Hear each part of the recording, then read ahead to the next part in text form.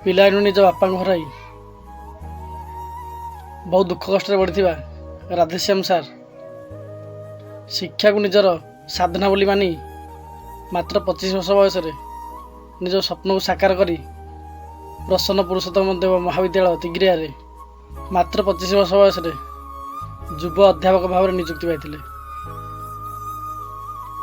କିନ୍ତୁ ଦୁଃଖର ବିଷୟ ଏହିକି ଯେ ମାତ୍ର 25 ବର୍ଷ ବୟସରେ ସେ ଶିକ୍ଷାଦାନର ଜୀବନକୁ ଆରମ୍ଭ କରୁ କରୁ ତାଙ୍କର କିଡ଼ନୀ ଦୁଇଟି ଖରାପ ହୋଇଯାଇଛି। ସେ ରୋଗାଗ୍ରସ୍ତ ହୋଇ ମେଡ଼ିକାଲରେ ଚିକିତ୍ସିତ ହେଉଥିବା କାରଣରୁ ତାଙ୍କ ଦରମା ବି ବନ୍ଦ ହୋଇଯାଇଛି, ଯାହାଫଳରେ ତାଙ୍କ ଚଳିବା ମୁସ୍କିଲ ହୋଇଯାଇଛି। ବର୍ତ୍ତମାନ ସବୁ ଭଗବାନଙ୍କ ଉପରେ ଛାଡ଼ି ଦେଇଛି। ଭଗବାନଙ୍କର ଯାହା ଇଚ୍ଛା, ଭଗବାନ ମୋ ଭାଗ୍ୟରେ ଯାହା ଲେଖିଛନ୍ତି ତାକୁ ଆକ୍ସେପ୍ଟ କଲା ବେଳକୁ ତ ମୋତେ ବହୁତ ଅଧିକା କଷ୍ଟ ଲାଗୁଛି। କାହିଁକିନା ଏଇ ବୟସରେ ମୋ ଅସୁମାରୀ ସ୍ୱପ୍ନ, ଅସୁମାରୀ ଆଶା ଆଉ କେତେ କ'ଣ କରିବାର ଯାହା ମନରେ ସବୁ ଛୋଟ ଛୋଟ ଇଚ୍ଛା ଗୁଡ଼ିକ ଥିଲା, ସବୁ ବର୍ତ୍ତମାନ ମୋତେ ସ୍ୱପ୍ନ ପରିକା ଲାଗୁଛି। ତାଙ୍କର ଚିକିତ୍ସା ପାଇଁ, ତାଙ୍କ କିଡ଼ନୀର ଟ୍ରାନ୍ସପ୍ଲାଣ୍ଟ ପାଇଁ ବହୁତ ଅର୍ଥର ଆବଶ୍ୟକତା ରହିଛି।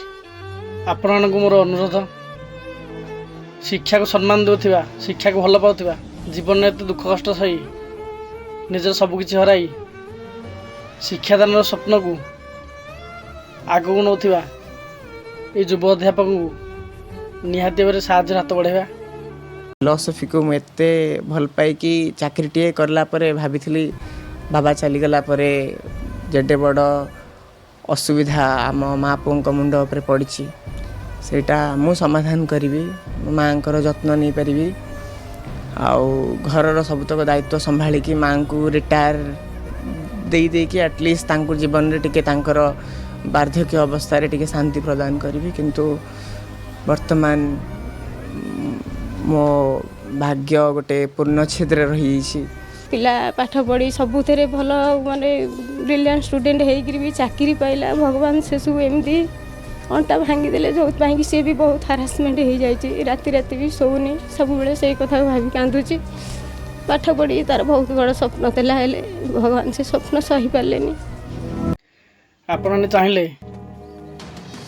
এই ଠିକଣାରେ ବି ତାଙ୍କ ପାଖରେ ପହଞ୍ଚି ତାଙ୍କୁ ସାହାଯ୍ୟ କରିପାରିବେ ଏବଂ ଯଦି ଚାହିଁବେ ତାଙ୍କର ଏଇ ଫୋନ୍ ପେ ନମ୍ବରରେ ନିଜ ଦ୍ୱାରା ଯେତିକି ସମ୍ଭବ ଟଙ୍କାଟେ ହେଉ, 10 ଟଙ୍କା ହେଉ, 50 ଟଙ୍କା ହେଉ, 100 ଟଙ୍କା ହେଉ, 1000 ଟଙ୍କା ହେଉ, ନିଜର ସକ୍ଷମ ଅନୁସାରେ କିଛି ଅର୍ଥ ଆପଣ ତାଙ୍କୁ ପ୍ରଦାନ କରି ତାଙ୍କ ଜୀବନ ବଞ୍ଚାଇବାରେ ଆପଣ ସାହାଯ୍ୟ କରିପାରିବେ।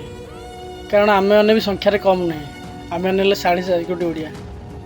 ଯଦି ଏ ଭିଡ଼ିଓଟିକୁ ଆପଣ ସେୟାର କରି ଅନ୍ୟମାନଙ୍କ ପାଖରେ ପହଞ୍ଚାଇ ପାରିଲେ ଏବଂ ନିଜେ ନିଜର ସକ୍ଷମ ଅନୁସାରେ କିଛି ଅର୍ଥ